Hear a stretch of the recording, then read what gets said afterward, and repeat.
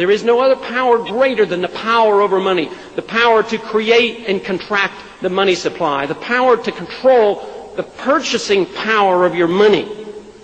Throughout history, this has proven to be the most sought-after monopolistic power of man.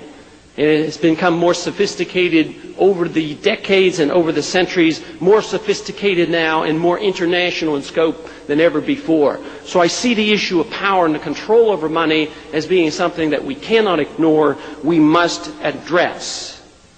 I believe closely associated with this is the issue of morality as well. By what moral right do we have to create purchasing power out of thin air? Whether it's done by the creation of credit or Federal Reserve notes, or whether it's the creation of SDRs in an international scope, by what right do they do this? Is it any more moral to dilute the value of your purchasing power of the money you hold in your wallet than it is for the farmer to dilute the milk supply with water? I would say there's an issue of morality here just as strong as the issue of power. I also happen to believe also, because it's a moral issue more than an economic issue, it is for this reason that the people have lost trust in their government, trust in the banks, trust in business, trust in themselves, and that we are a nation of distrust. And it's for this reason I believe that until we restore trust in government, trust in the system, and trust in the money, there will be no resolution of this problem. It is the issue of trust in people and trust in money that must come before you can start talking about nickeling and diming it, trying to get back to a balanced budget, because that certainly hasn't worked. So I think it's important to address the issue of central planning, the issue of power, and third, I think that we must address in general terms the issue of the origin of money. I know that's been talked about, and we recognize, those of us who believe in commodity money, clearly understand that money, paper money and credit creation didn't come out of the marketplace. That came out of the heads and the fantasies of the intellectuals and the government officials of those who want paper to be money, but never out of the marketplace. So I would say the paper standard is bucking history, and it's bucking economic law and economic truth, and they only can do it with force and more power to make people accept it.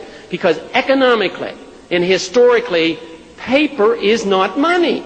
It can't be money. It's only money because we're forced to use it, and because there's a residual trust in the pieces of paper that we carried around, because at one time it did have real value. You have to have something that people seek after and they hold as something important and something that they will hold as money. I rise in strong opposition to this bill. This is only going to make the problem that much worse.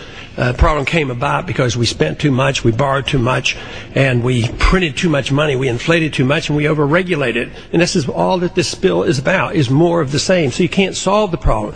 We're looking at a symptom. We're looking at the collapsing of a market that was unstable. It was unstable because of the way it came about. It came about because of a monopoly control of money and credit by the Federal Reserve System, and that is a natural consequence of what happens when a Federal Reserve System creates too much credit. Now, there have been a fair number of free market economists around, predicted this would happen, and yet, do we look to them for advice? No, we totally exclude them, we don't listen to them, we don't look at them. We look to the people who created the problem and then perpetuate the problem. The most serious mistake that could be made here today is to blame free market capitalism for this problem. This has nothing to do with free market capitalism. This has to do with a managed economy, an inflationary system, corporatism, a special interest system. It has nothing to do with the failure of free markets and capitalism. Yet we're resorting now, once again, to promoting more and more government. Long term, this is disastrous, because everything we're doing here, everything we've done for 6 months, we've already pumped in $700 billion. Here's another $700 billion. This is going to destroy the dollar. That's what you should be concerned about. Yeah, Wall Street's in trouble. There's a lot of problems. And if we don't vote for this, there's going to be problems. But believe me, if you destroy the dollar, you're going to destroy a worldwide economy, and that's what we're on the verge of doing. And it is inevitable, if we continue this, that's what's going to happen. It's going to be a lot more serious than what we're dealing with today. We need to get our house in order. We need more oversight. That is for certainty. But we need oversight of the Federal Reserve System, the Exchange Stabilization Fund, the President's Working Group on Financial Markets. Find out what they're doing. How much have I been meddling in the market? But what we're doing today is going to make things much worse. Last time you were with us, you explained why you were against the government's bailout plan, why you were voting against it, and you didn't believe that focusing on buying these troubled assets was the smart thing to do. Now, since then, they've sort of tweaked it, if you will, and now have decided to buy stakes in some U.S. banks. Do you think that's a better strategy to help heal the economy? No, they tweaked it up. You know, it started off as a 3-page document, ended up 450 pages. Instead of $700 billion, it's up to $850 billion. Reuters had a story out this morning today. They estimated it's going to cost the American taxpayer about $5 trillion. So no, it's tweaking in the wrong direction, and I don't think it's going to do any good whatsoever. Well, the credit markets are starting to loosen up a bit, at least from what we've seen this week. Is that a sign that maybe it is working? Well, maybe to some degree on the short run, but that just means that we'll have more inflation. You can't create $5 trillion out of thin air and not expect inflation. So although the dollar may be up a little bit right now because the markets are a little calmer, this just means that in time we're going to all suffer and pay for this, and we're going to pay for it with higher prices.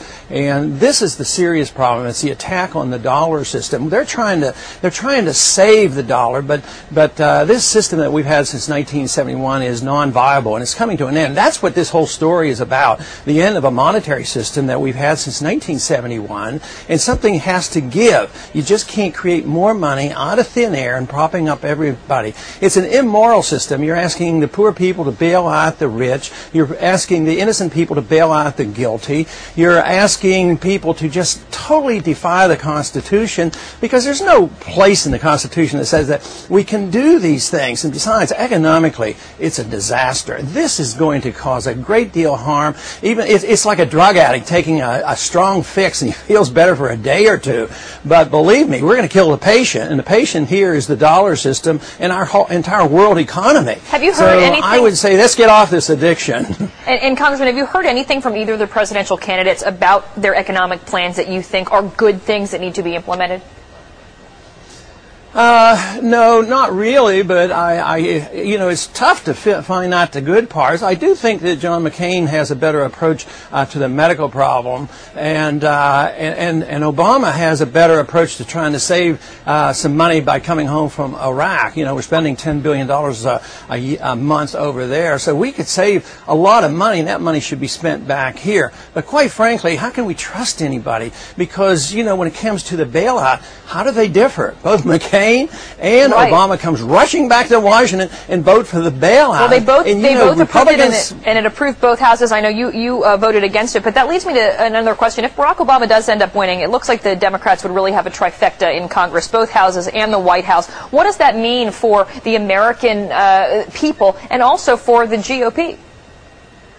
Well, I mean, it's a disaster for the country and everybody, because even with all the shortcomings of John McCain, his strongest argument to be president is keep the Congress and the presidency in separate hands. The American people are going to be a lot better off if they're fighting a little bit instead of just having no restraints whatsoever. I mean, that's a poor reason to argue for the case. It's a poor argument for him, McCain, but go ahead. I know what you're saying. Staff members actually writing on your own website say that the Democratic takeover of both houses of Congress and the White House this November would be a, quote, repudiation of false conservatism of the Republican Party. How do you get back to some of those fiscally conservative ideals? Well, it's going to be tough, because you have to convince the American people that that's what we need. And everybody now is realizing in the country there's something seriously wrong with our whole financial system and our governmental system. But the big question is, does the majority of the American people believe the government can still take care of us, or should we get the government out of the way, quit spending money, balance the budget, bring our troops home, and let the American people keep the money they earn? That means drastically reducing taxes, getting the government out of this over-regulation, and give up on this idea that inflation solves everybody's problem. If inflation, that is the creation of new money, could solve everybody's problem, which they're claiming right now, nobody would ever have to work again. If $5 trillion could save this economy, why work? Just print money and everybody will be happy. So they don't understand the idea that people have to work, people have to save. Instead of consumers spending more money, the market is saying you should back off, spend less money, and save money. But everybody says, oh, no, don't save money. You're supposed to go out there and spend money. Right. But the people who have saved in the last 5 years have money in the bank, and cash is good right now. Now they're going to buy up the bargains. They're going to get a good deal on a house.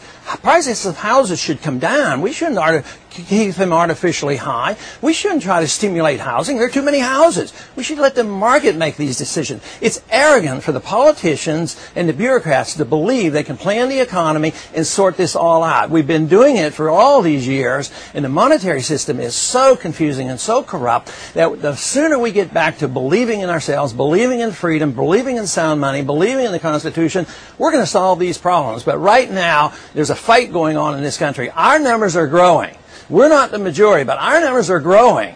And as this situation deteriorates, more people are going to say, hey, maybe it's right. Maybe limited government and freedom works. Maybe freedom is popular, and maybe freedom really works. And this idea that we have to depend on government for all these programs is an illusion.